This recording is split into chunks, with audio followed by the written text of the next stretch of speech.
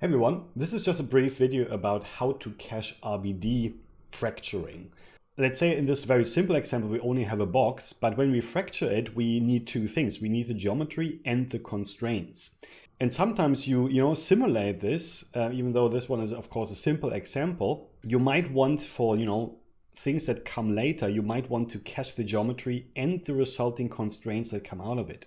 But there are also cases where you want to cache what comes out of the fracturing, because let's say your fracturing takes a lot of time. So in an example like this here, with a very complex geometry, this fracturing with all kinds of details activated, this can take a couple of minutes to calculate. And now imagine you do this with multiple objects, parts of it are wood, some of them are stone. So it can be really time consuming, just the fracturing itself.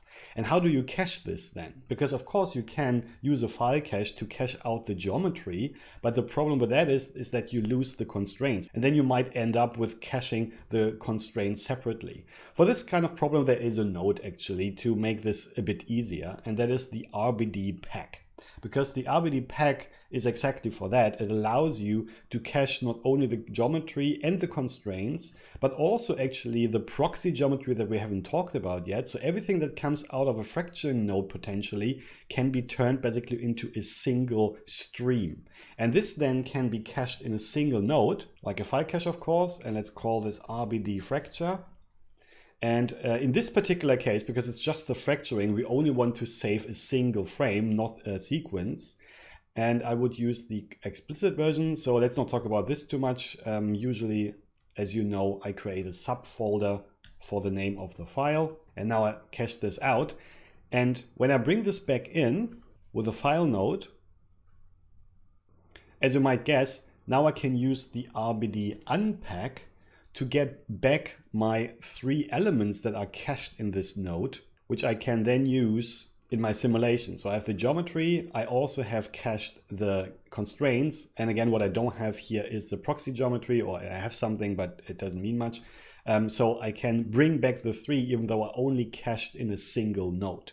So this can be super helpful, again, if you have very complex fracturing, maybe even with multiple elements, that takes a lot of time.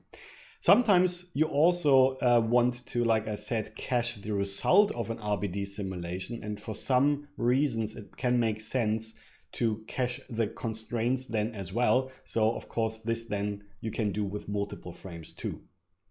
So this is actually the setup I would recommend. So we take an RBDpack to bring everything into a single stream, then we cache it with a file cache. And as you know, I recommend an air gap with an absolute path for reading it in with a file node, and then use an RBDunpack to unpack all the streams again. And these nodes existed, I think, since Houdini 17, so quite a while. But then with Houdini 18, I think, side effects realized those are a lot of nodes, and they created a single node just for doing all of this in one node, and that is called the RBDio. And this one is basically a cache node combined with this RBDpack and unpack, so you can directly put in all your outputs, and then you can directly in this node cache it out, in this case for example with a single frame. And let's do a sub folder again, and then I can save to disk to write this single frame out, and then I can change the file node to read files, and then I can read it in directly from here from a single node, and everything is just handy in one node.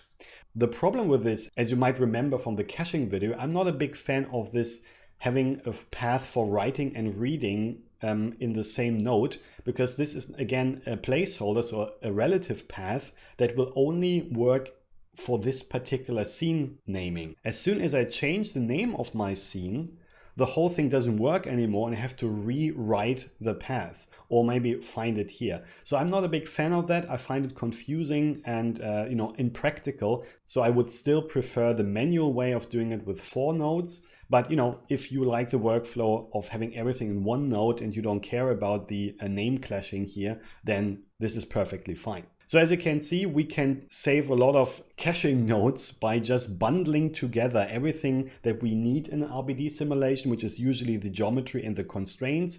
and maybe we can even add the proxy geometry that we will talk about later. Then turn this into a single stream, cache it out, read it back in, and then unpack it with the RBDunpack. And if this is too much work for you, you can do this in a single node. And this way you only need a single cache file or single cache sequence while saving every element that you need as part of an RBD simulation. And of course, this is also possible after the simulation, but very often you do this after the fracturing because the fracturing can sometimes be very time consuming.